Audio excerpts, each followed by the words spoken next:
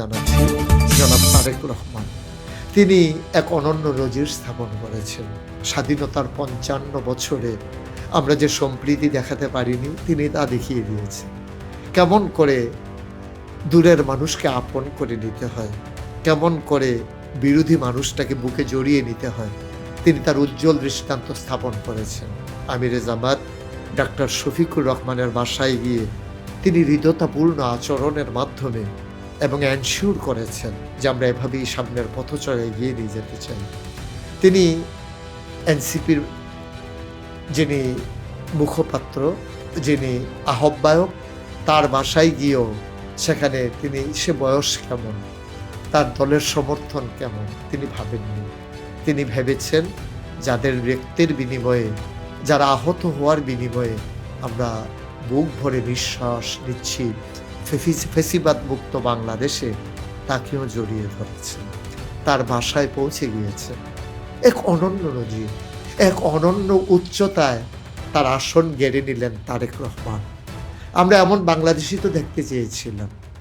এবং নাহিদ ইসলাম এবং ডক্টর শফিকুর রহমান, তারা দুইজনও কিন্তু ওনাকে আশ্বস্ত করেছেন, তারাও উদারতা প্রদর্শন করেছেন, তারাও বলে দিয়েছেন যেমন করে আপনি আসলেন আমরা আপনার পাশে আছি, মেহনা আমরাও আপনার সাথে আছি। চারটিখানি কথা না, এটা আমরা একটা উজ্জ্বল ভবিষ্যৎ দেখতে পাচ্ছি। আমরা দেখতে পাচ্ছি পূব আকাশে সূর্যটা যেমন উঁকি মারে সোনালি রোদ দিয়ে, আমরা নির্বাচনের পরবর্তীতে আমরা দেখতে পাচ্ছি আমাদের সুখের সমৃদ্ধির সূর্যটা যেন উঁকি মেরেছে পূর্ব আকাশে। আর এই উঁকি মারানোর জন্য অগ্রণী ভূমিকা পালন করছেন জনাব তারেক রহমান। আমরা সাধুবাদ জানাই, আমরা মোবারকবাদ জানাই।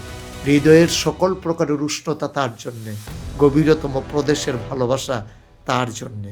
আসুন সবাই মিলে অকৃত্রিম ভালোবাসা প্রদর্শন করে সোনার বাংলা গড়ে তুলি। এভাবে আর কতদিন? একদিন আমরা থাকবো না, ভবিষ্যৎ প্রজন্ম ভালো একটা বাংলাদেশ পাবে, ভালো একটা সুন্দর দেশ পাবে। আমরা তাদের হাতে সোনার বাংলা তুলে দিতে চাই। আর নয় সহিংসতা, আর নয় বিচ্ছিন্ন কোনো এই ঝগড়া বিবাদ, সকল কিছু থেকে আমরা ভাই ভাই ঠাই ঠাই হয়ে একসাথে মিলেমিশে চলতে চাই। লাগাম টানতে হবে, আর তা করতে হবে ঊর্ধ্বতন নেতৃবৃন্দকে। এটা একটা পদক্ষেপ। এই পদক্ষেপের মাধ্যমে একেবারে তৃণমূল পর্যায়ে মেসেজ পৌঁছে গেছে, ছাড় দেওয়া হবে না, ছাড় দেওয়া হবে না কোনোভাবেই। আমরা সবসময় দেখি সূর্যের চাইতে বালুর তাপ বেশি থাকে। যারা ঊর্ধ্বতন নেতৃবৃন্দ তারা একজন আরেকজনের বাসায় যায়, আর আমরা একজন আরেকজনের বাড়িতে গিয়ে হুমকি দেই, আগুন জ্বালিয়ে দেই, আঘাত করতে চাই। আপনি কি মনে করেছেন পার পেয়ে যাবেন? আপনার নামও তালিকায় চলে আসছে। আইন শৃঙ্খলা রক্ষাকারী বাহিনী আপনাদের নাম তালিকায় নিয়ে আসছেন, যারা বেশি অতি উৎসাহী, যারা আপনারা মনে প্রতিশোধ পরায়ণ। মনে করবেন না ছেড়ে দেওয়া হবে। আপনাদেরকে ঊর্ধ্বতন নেতৃবৃন্দ আপনাদের দলীয় শৃঙ্খলার স্বার্থে দলীয় নেতৃবৃন্দ পদক্ষেপ নিতে যাচ্ছেন। ইতিমধ্যে আমরা এক জায়গায় সোশ্যাল মিডিয়ার সুবাদে জানলাম যে একজন এমপি মহোদয় তিনি তার এলাকার 4 জন চাঁদাবাজকে ইতিমধ্যে পুলিশের হাতে সোপর্দ করেছেন। সুতরাং আমরা আগামীর বাংলাদেশ, সুন্দর বাংলাদেশ দেখতে পাচ্ছি, চাঁদামুক্ত, সন্ত্রাসমুক্ত, রাহাজানি মুক্ত বাংলাদেশ। বাংলাদেশে আপনিও হন গর্বিত সৈনিক। আপনি কেন হবেন চাঁদাবাজ? কেন হবেন আপনি সন্ত্রাসী? কেন হবেন ভিন্ন মতের দলনকারী?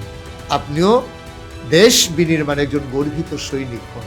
ভালোবাসা দিয়ে আপনি বরণ করে নেন। স্বাধীনতা অর্জন করা সহজ, রক্ষা করা বড়ই কঠিন। বিজয়ী তো সেই হয় যার কাছে পরাজিতরা আশ্রয় পায়। আপনি বিজয়ী হওয়ার পরে যদি উগ্র হয়ে যান, আপনি যদি ক্ষিপ্র হয়ে যান, আপনি যদি হিংসাত্মক ভূমিকা পালন করেন, বিজয়ের মালা আপনার গলায় মানায় না। সুতরাং বিজয়ের গলা যেহেতু আপনার মালায় আল্লাহ দিয়েছেন, আপনি দল মত নির্বিশেষে এখন আপনি সবার নেতা, সবার নেতা হিসেবেই আপনি ভূমিকা পালন করবেন। এ প্রত্যাশা আমরা সকল বিজয়ী নেতার মুখে শুনতে পাচ্ছি। আমরা তার বাস্তব রূপ দেখতে চাই। আগামীর বাংলাদেশ সম্প্রীতির বাংলাদেশ, আগামীর বাংলাদেশ ন্যায় ইনসাফের বাংলাদেশ, আগামীর বাংলাদেশ কাগজে পত্রে নয় প্রকৃত অর্থেই সোনার বাংলাদেশ। সোনার বাংলাদেশ বিনির্মাণে আমরা এক একজন অতন্ত্র প্রহরী হয়ে নজরানা পেশ করতে চাই। সবার জন্য দোয়া করি।